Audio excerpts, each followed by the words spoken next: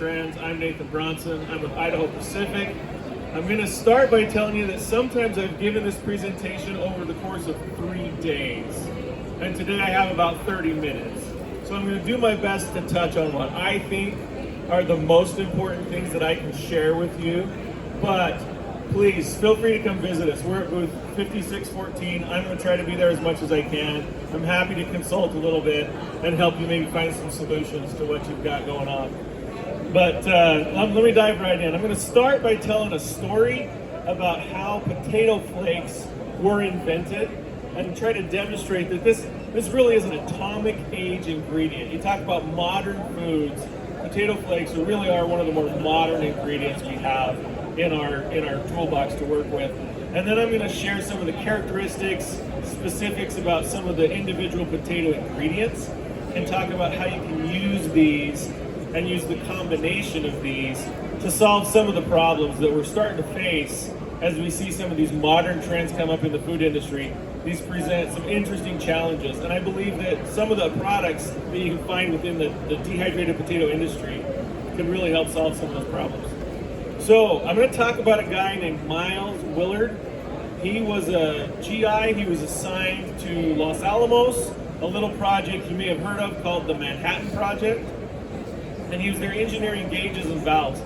Well, once he got out of the military, he used the technology and the research experience that he'd learned working on the atomic bomb, and he applied that to inventing a new product. So he went to work for the USDA back in Pennsylvania, and he and James Cording in 1954 filed a patent for potato flakes, and the patent was to produce mashed potato substantially equal to fresh mashed potato in appearance, flavor, and consistency. So this is great.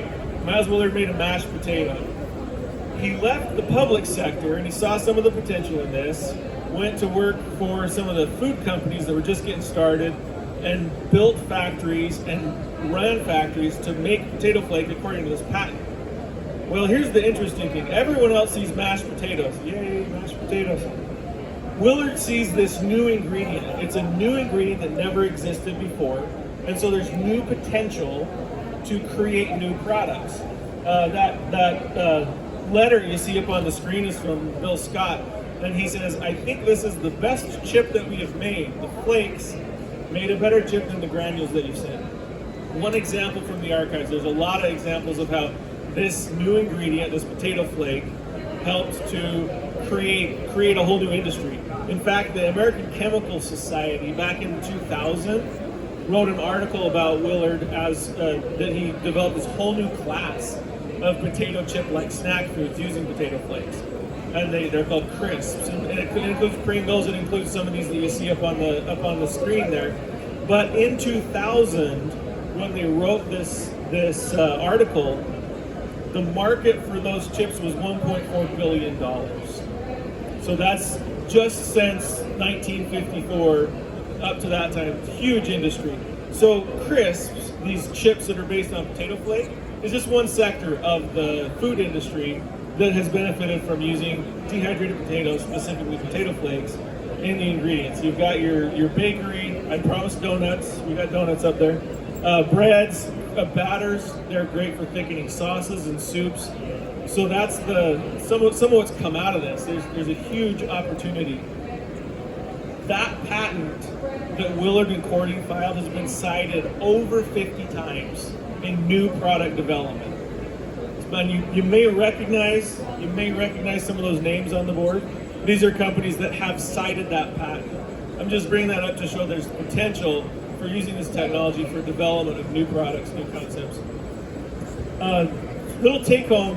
So a lot of the other carbohydrate ingredients that we use, corn, rice, wheat, have been around literally for thousands of years. People have been innovating and developing for thousands of years using corn and wheat and rice. And I get that potatoes have been around for thousands of years as well. But this dehydrated potato we're talking about has only been around for about 60 years, 60, 70 years. And the reason that's relevant to me, I come from the research and development industry, and why that's cool to me is there is so much potential for innovation, for growth, for new products, for new technology to come out. So that it's exciting. When I look at this from my development, innovative mind, there's huge potential for me, and I hope for you as well, to really build on this technology. So I'm going to dive a little into some molecular biology because it matters. So bear with me if it's not your thing. Potato starch it grows within the cell of a potato. And what that means is now I have starch that is encapsulated in a cell wall. So potatoes is one of the original microencapsulations of carbohydrates. Now, as you manage this natural microencapsulation that's around the potato starch, I can produce different potato products that then do different things in the food matrix. So for the balance of this presentation, I'm going to be talking through this microencapsulation, how this matters, and how the different products do different things. So the process, as I heat my potatoes in the presence of water, the starch within the cell will swell, the potato cell itself will swell, and it causes them eventually, the cells will separate. And if I keep heating that potato cell, I can break that cell open. I can stop this process at different points to create different products. So I can stop the cells from breaking, I can stop them from swelling, and that by doing that I can give you different options. So we can, the flour we push all the way to the end, we break it open. Now, let's back up a step. In addition to the swelling and the growth of the cells, the starch itself is gelatinizing. And this graphic, I found this graphic a while ago. This changed my life as a baker, as a food development specialist, because seeing this starch gelatinization represented in this way has really made a difference for me. So as the starch heats, it denatures, it loses its primary structure, and even after you cool that starch back down again, you never get back to that original native structure. And so that's how you get that gelatinized starch, pre-gelatinized starch. It tends to swell in cold water, it's a little more sticky, it's a lot more functional. So the starch that we have microencapsulated within the cells of potatoes is actually a pre-gelatinized starch, and that gives it some functionality. So now if I lost you on the molecular biology, come back. We're going to talk about the individual potato ingredients, some of their characteristics, and how that matters in a food matrix. So potato granules, the process we use to make potato granules keeps 80 to 90% of the cells intact. So that picture you see, this is a microscope image of granules at 100 times magnification. And you can see so many of those cells are intact, they're good, robust cells. There's very little free starch in solution when you make up a granule. This blue value that you see on the screen, that's a test that we do to estimate the amount of free starch that's available in the matrix. So very low free starch in a granule. Slow water absorption. The water has to permeate through that cell wall in order to absorb into the starch, and so it's a slow. I'm sorry to interrupt. Does this make sense? Are you saying that part of the production process of creating the dehydrated potato flakes, powder, whatever, is gelatinizing that product, and then it is sold as a pre-gelatinized potato flake or starch to the end user for various applications? So the question is an excellent question. Is the starch, is the process of making dehydrated potatoes, it does gelatinize the starch. So the dehydrated potatoes we are selling are gelatinized starch. And that's an excellent question. So next question is, where do you relate with McCain Foods? We love McCain Foods. They are a dear friend of ours. So they're a customer. They're a customer. They're a competitor. We're a customer of theirs. Yeah. Yeah. So yeah, come talk to us. And I mean, and in all instances, some of these questions I may push off, but come to booth 5614 and talk to us. I mean, I got some salespeople here that are pretty knowledgeable in this as well. I'm not the only guy that knows this stuff. But excellent questions. And to jump on that pre-gelatinization is what makes this water absorption so effective. So we're absorbing the water through granules somewhat slowly. The granules are very robust. They change very little over time. They're a dense ingredient. They're easy to ship and pack, but they're a dense ingredient. So now, what does this mean in a food matrix? So I talked about the nature of the cells and the nature of the ingredient. What does that mean once you get it in a solution, get it into a matrix? It can improve machinability. Granules, because they absorb water slowly and they hold on to that water, they're great at making a dough less sticky or making a dough more friable. And you gotta understand, I mean, we have some donut guys and some bread guys here, and there's that kind of dough, but there's also snack doughs, pie crust type doughs. All of this makes an effect, all this makes a difference. So the granules, they can help your dough be a little easier to handle. They cause lower expansion in high temperature snacks, so talking like fried snacks, high temp bakery, crackers, this kind of stuff. Granules have a moderate flavor. They do have that good nutty, earthy potato flavor, but it's not super strong. And then because they release water slowly, granules are great at stabilizing a food product and increasing shelf life, increasing the quality of a food over the shelf life of that food. So that they're great for that as well.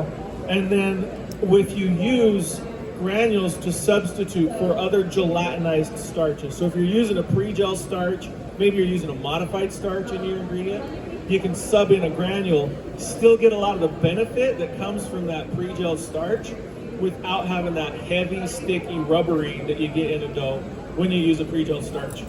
Also, granules tend to contribute to short textures in baked foods and in sauces. So potato flakes, we have a few more broken cells. The process is slightly different. I still have 70 to 80% of my cells intact.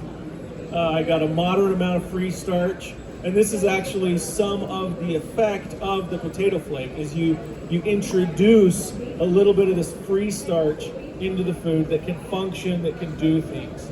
So that's one of the things about this. Flakes, by nature of their cellular makeup, they're fast. They absorb water quickly. They also release water fairly quickly. Sensitive to shear. And I'm going to pause for just a minute because the shear sensitivity seems like a bad thing. But what that does is it gives you one more lever to pull. So when you're developing a product, I can give you mix time as a lever you can pull in order to change your dough rheology and change the finished characteristics of your dough, of your finished product even. So that's that can be a problem if you don't have the flexibility of mix time. But by using a flake, and later on when I talk about a flour, I can actually introduce more control into your process because you can use mix time as a control. Sensitive to shear, as you mix it, it'll break down more. Bulky, light, fluffy product. Another thing that's kind of nice about the flakes is they're familiar. Potato flakes is something that we all see on the grocery store shelves. We've probably all seen our mother or grandmother use at some point. But the flakes are familiar. They're great for a label. All right, in the food matrix, the potato flakes are starchy, they're mealy, not typically very sticky. They tend to absorb water quickly. They hold on to it within that cell, so you don't have that rubbery stickiness. But because they release the water almost as quickly as they absorb it, they can help with expansion. Potato flakes can really give you a little bit more expansion in a bread, in a snack food. The flavor's neutral. You still have a little bit of potato flavor, but it's not overwhelming. They hold water, they release it moderately, and they're great. Potato flakes are great for thickening a sauce when you're looking for a hearty or a mealy texture. So think like that clam chowder texture, that little bit of a mealiness, that little bit of grit you get on your teeth that people actually look for in some of these sauces. So that's where your flakes are great. Now flour. To me, flour is a powerhouse. It is so powerful in an ingredient, in a food formula, a recipe. You still have some of your starch microencapsulated in cells. So you got 30 to 40% of the starch is still contained a little bit. High blue value, rapid water absorption, and the flour is highly sensitive to shear. The more you mix, the tougher your dough gets. The more you mix it, the more rubbery, the more stretchy, the more sticky it can get. This is a very dense product, and I haven't really been calling out the pictures I think you've seen, but if you notice on this picture, there's almost no intact cells. All those cells are broken. It's just free starch out there waiting to do something. It's waiting to work for you. Highly functional. So in the food matrix, the potato flour is very good at increasing expansion. It'll give you that lift in a bread, it'll give you that puff in a snack, it'll give you that little bit of more body to a donut. So great at increasing expansion. Also really good at helping a dough be easier to handle. So if you've got a dough that's falling apart, it's breaking apart, why don't we connect afterwards? We got a lot of questions, I'll help you a ton. Let's do that. And when I'm done, let's ask everybody here too. But that texture, that strength that you get to a dough, that's where potato flour is great. It releases the water quickly, it binds doughs, it modifies the handling characteristics. Also, in a sauce or a gravy or a soup, potato flour can give you a longer texture, that silky texture that you get when you're looking for a little bit more body in a sauce, but you're not looking for that grit or that mealiness you get from a flake. A note about potato flour, because it absorbs water so quickly, it needs to be pre-blended before you disperse it in water, or you need really high shear. So if you blend your potato flour with like a wheat flour, or you blend your potato flour with salt or some other ingredient, that helps a ton. So that's just a caution as you're using potato flour. I'm going to mention briefly potato slices, dices, and shreds. In a bakery context, they may not be as commonly used as a flake or a flour, but they still have a use. There's a history of ground up slices being used to docker a sheet. Also, sometimes the dices and shreds can be used to impart some texture, especially in like a larger piece like a loaf of bread. Maybe not in a snack cracker, but in a loaf of bread. So there's still a use for some of these pieces in the finished products. I'm going to go through a quick case study. This is a test I did about a year ago. We made some hamburger buns, and you're going to see a difference. Just a control recipe, your standard bread recipe, non-fat, dry milk, bread, flour, eggs, and then we added 11% by baker's percent of dehydrated potatoes. And I used flake, flour, and granules, the three I used. And they were all made according to very standard parameters. 4-minute mix, 130 gram drop weight, 30-minute proof, 200 degree Fahrenheit bake, 15 minutes. So this is the result. You can see on the far left there is the control. Good hamburger bun, not a lot of lift to it, but still a good bun.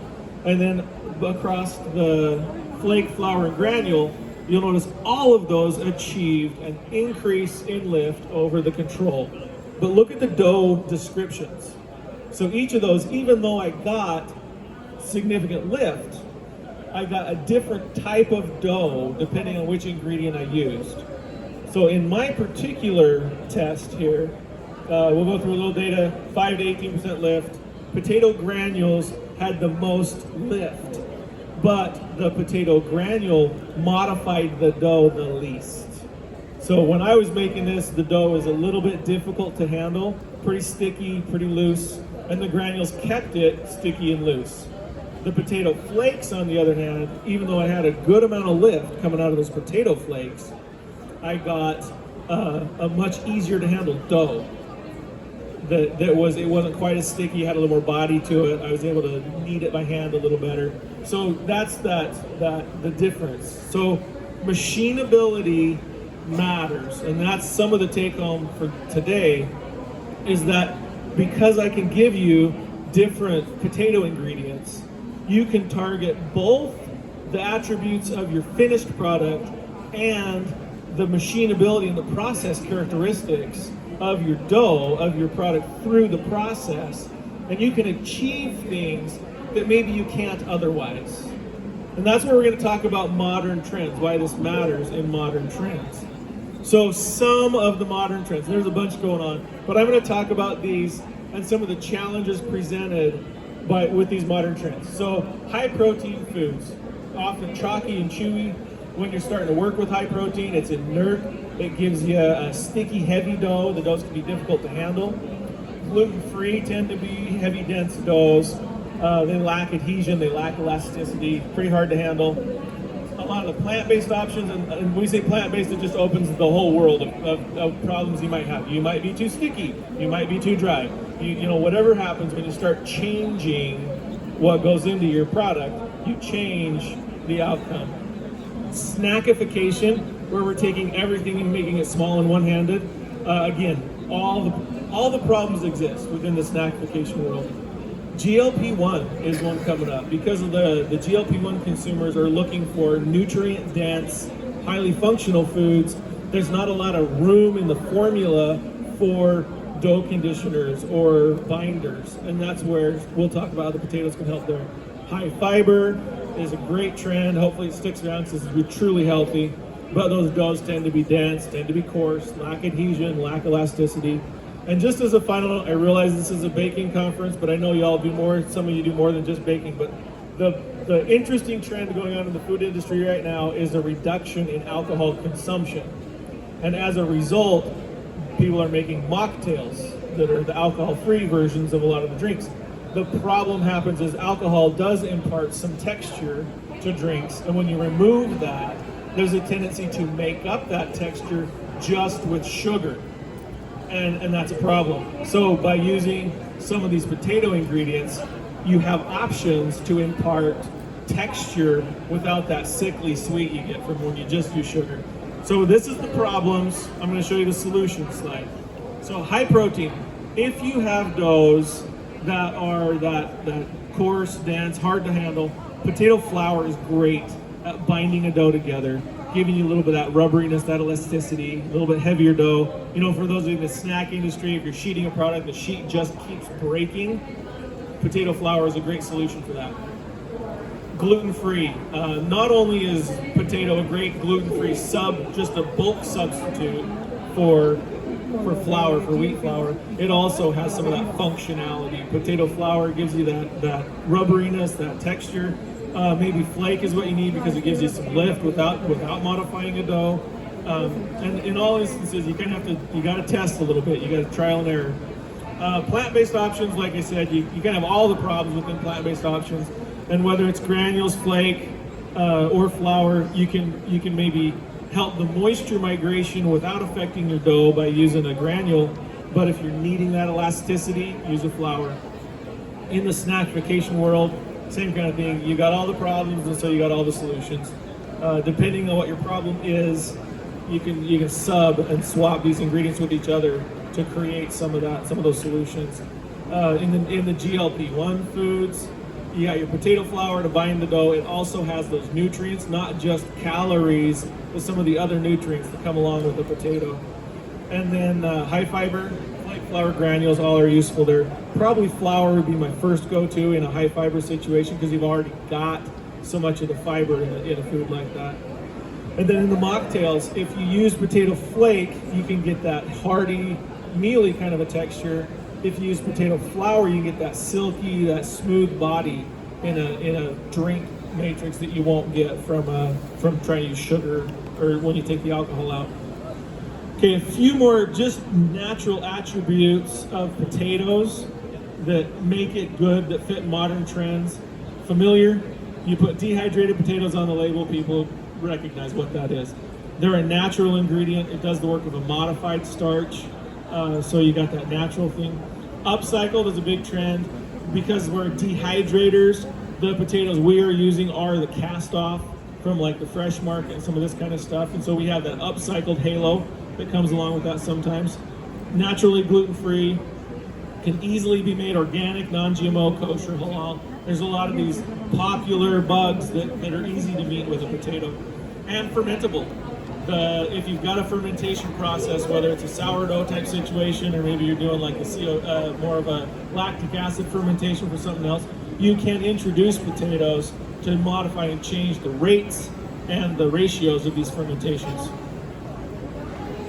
Additional attributes, so these are attributes that we can change.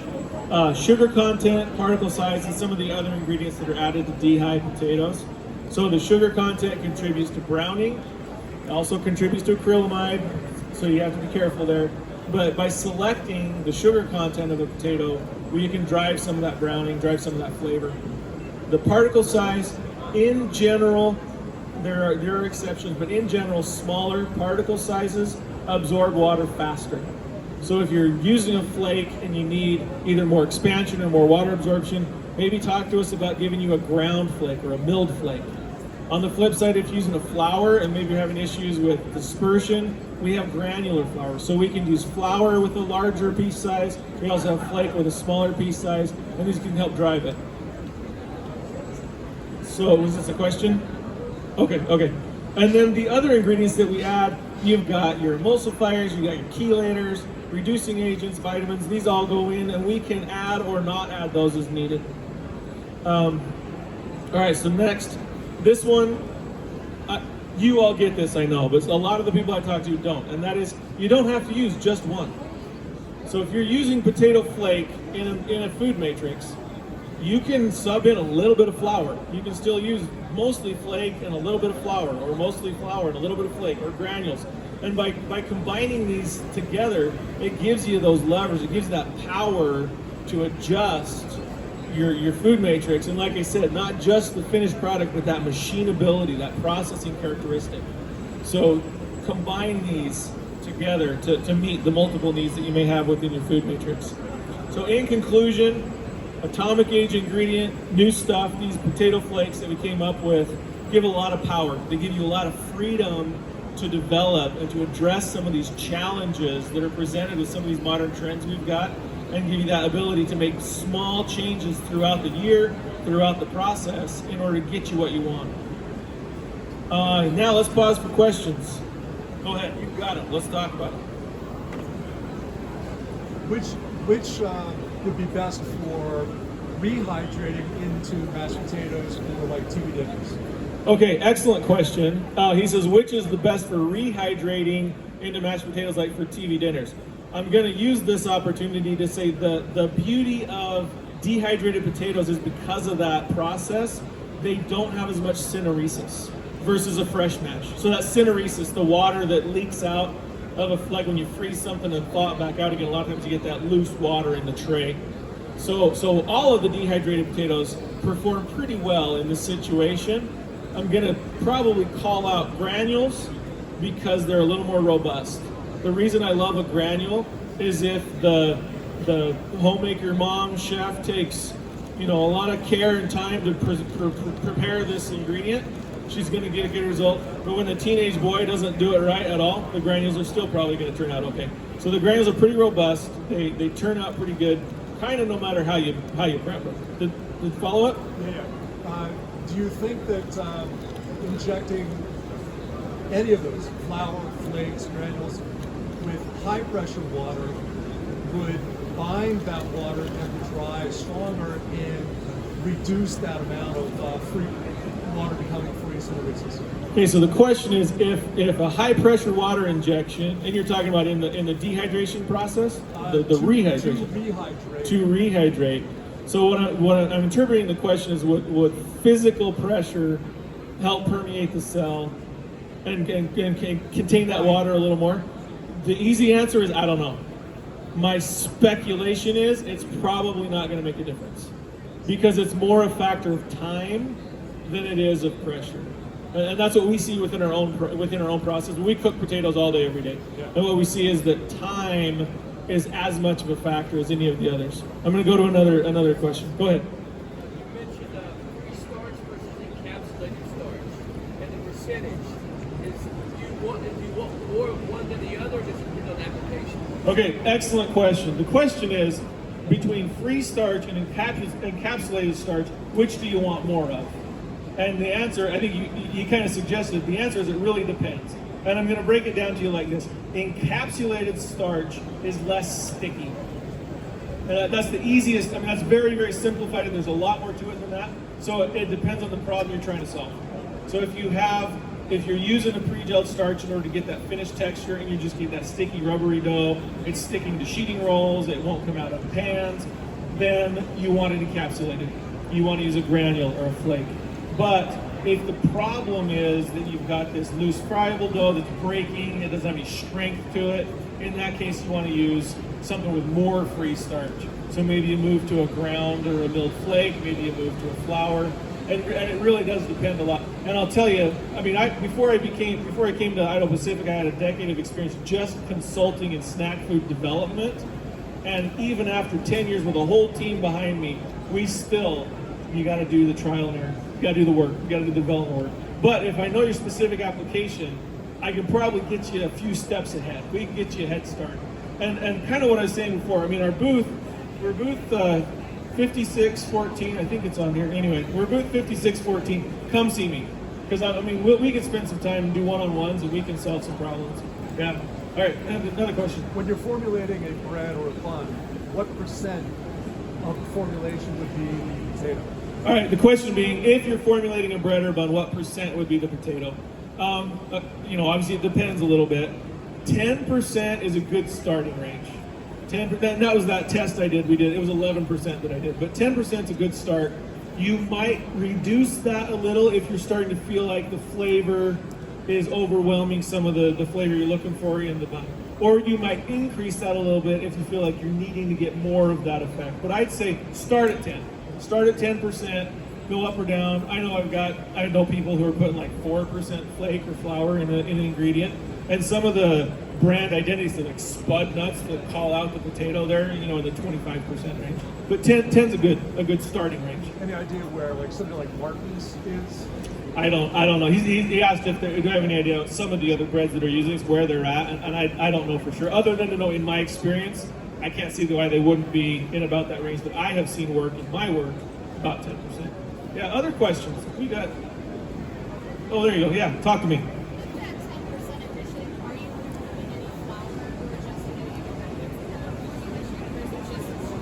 So her question is, with that 10%, am I adjusting the other ingredients? Am I removing flour? Am I adding moisture? And if I say, am I removing flour or adding moisture, the answer is yes. It just depends on which I'm doing. When I did it, I removed out some flour to add it back in. But you will find that, I'm realizing the speaker is gonna cause some problems. I find that when you add potato, you don't, pound for pound, you don't need to add as much water back as you do with the wheat flour. So if you're cutting potato back a little bit, you may not cut as much of the wheat, or you may watch your water content just a little bit. Yeah, it doesn't seem to absorb quite as much as the wheat does.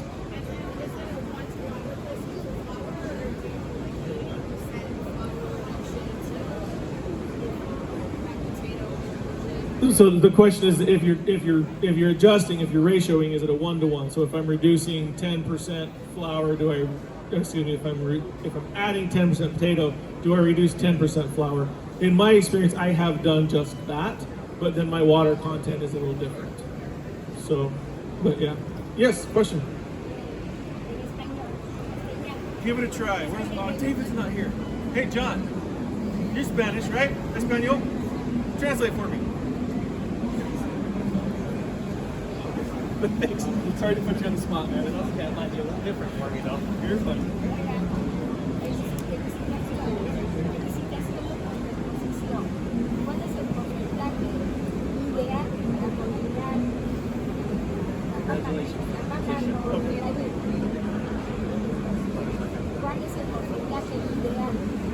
What is the ideal percentage to combine the flour?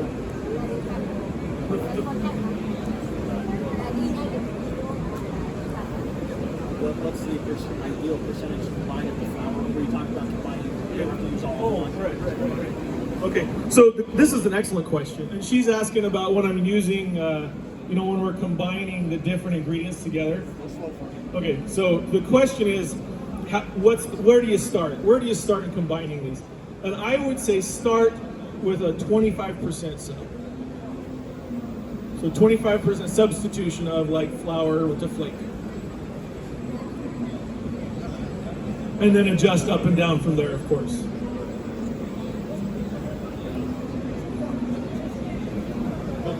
You say like 25% flake? So if I've got 10 grams of flake in my product, and I think I need a little more rubbery stickiness in my dough, I would swap 2.5 grams for so I'd do 7.5 of the flake and 7.5 of the flour. I'm sorry, 2.5, 7.5, yeah. That's an excellent question. Yeah, give a little bit at a time goes a long ways.